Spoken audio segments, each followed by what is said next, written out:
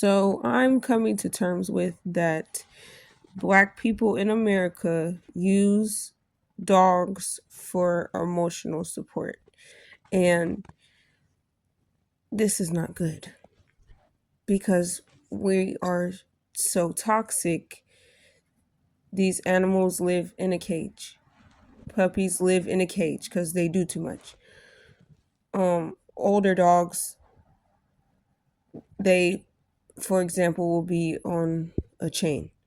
My grandma had a white pit bull. Her name was China White. China White killed herself. Actually, China White hung herself multiple times because she lived outside in the cold and all in Ohio.